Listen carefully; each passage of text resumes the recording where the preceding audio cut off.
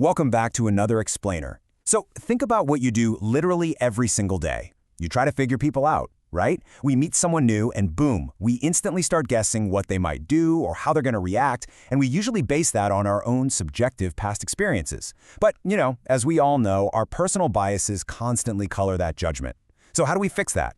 How do we actually get objective? Well, let's unpack that today. Okay, let's dive into this. On the agenda for today, first we'll look at the assessment puzzle, then the power of self-report. Next, diagnosing with the MMPI, eSyncs, EPQ, and career guidance using the 16PF. And finally, we'll wrap things up by looking at some flaws in the system. Section 1. The Personality Assessment Puzzle, Moving Beyond Subjectivity. So, like we just talked about, our everyday approach to judging people is heavily influenced by our own blind spots, which brings us to a really fundamental question. How do we actually predict behavior without our personal biases just totally getting in the way? I mean, think about how psychologists have to formalize this process to strip away all those everyday subjective errors that you and I make all the time. Well, the answer lies in formal personality assessment. The core goal here is to understand and predict behavior with minimum error and maximum accuracy. It's really about evaluating people objectively to figure out what they generally do in a given situation. And this kind of highly accurate assessment is absolutely crucial for real-world applications, whether we're talking about clinical diagnosis, career placement, training, or counseling. Moving on to Section 2, the power of self-report measures, literally just asking them. When psychologists first set out to achieve that maximum accuracy, they realized the most revolutionary tool in their toolkit was actually the simplest one. The pioneering psychologist Gordon Allport put it best. He suggested that the absolute best method to assess a person is, just by asking them about themselves. It sounds almost too obvious, right? But this brilliantly illustrates the foundational idea that directly led to the widespread adoption of self-report measures. So what exactly are they? Self-report measures are fairly structured assessments that require you to objectively report your own feelings, usually by just using a verbal response on a rating scale. What's absolutely vital to understand here is that your responses are taken at face value.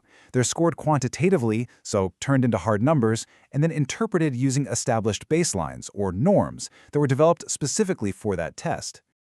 Which brings us to Section 3, diagnosing with the MMPI, the clinical diagnostic tool. All right, let's look at the very first specific tool in our kit, the Minnesota Multiphasic Personality Inventory. This was originally developed by psychologists Hathaway and McKinley, and it was designed specifically for psychiatric diagnosis. Now, the scale of this test is truly massive. The revised version, the MMPI-2, consists of exactly 567 statements. 567. Imagine sitting down to take that. For every single one, you have to judge whether it is true or false as it applies to you. It is a highly comprehensive, intense exercise in self-reflection. Now, what's really interesting here is how those 567 questions are structured.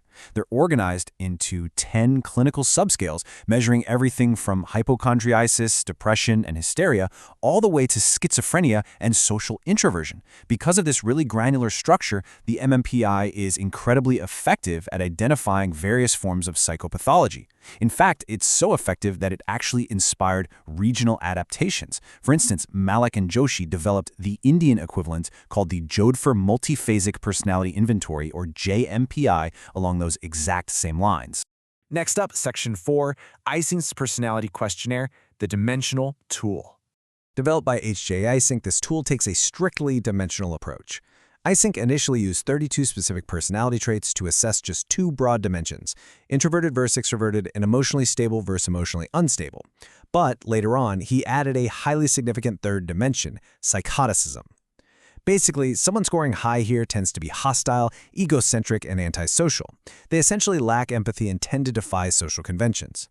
Today, the EPQ is still a massive go-to test for studying these core dimensions of personality. Moving on to Section 5, Career Guidance with the 16PF Vocational Tool. Let's see how this builds on what we've covered. This tool, the 16 Personality Factor Questionnaire, was developed by psychologist Raymond Cattell. He started with a huge set of personality descriptors and used a statistical math technique called factor analysis to essentially boil them all down to their most basic underlying structures. The resulting test provides subjects with declarative statements and asks them to respond to specific situations by choosing from a set of alternatives. It's a highly versatile tool, and it's used extensively for both high school students and adults. To really get a grasp on the value of the 16PF, it helps to put it side by side with the MMPI.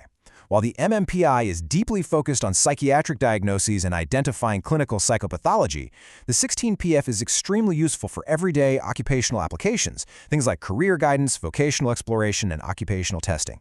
It perfectly demonstrates how psychologists pull very different tools from their toolkit depending on whether they need to diagnose a deep clinical issue or just help a student figure out the right career path. And finally, Section 6, Flaws in the System, the kryptonite of self-reporting. So the crucial point to remember here is that as fantastic as these tools are, no system is completely perfect. The heavy reliance on asking people about themselves is basically their kryptonite, entirely thanks to inherent human biases. The first major flaw is social desirability, which is our natural tendency to endorse items in a way that just makes us look good. The second is acquiescence, which is the tendency to simply agree and say yes to questions, irrespective of what is actually being asked. Both of these flaws severely corrupt the data and make it so much harder to get an accurate, objective read on a person. Which leaves us with a final, rather provocative question to ponder. Are we truly capable of answering 567 questions, like on the MMPI, without subconsciously trying to make ourselves look good?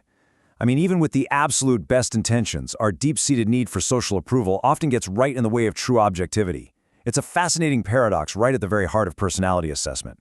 Anyway, thank you so much for joining me for this explainer, and I hope this gives you a brand new lens to view your own daily behavior through.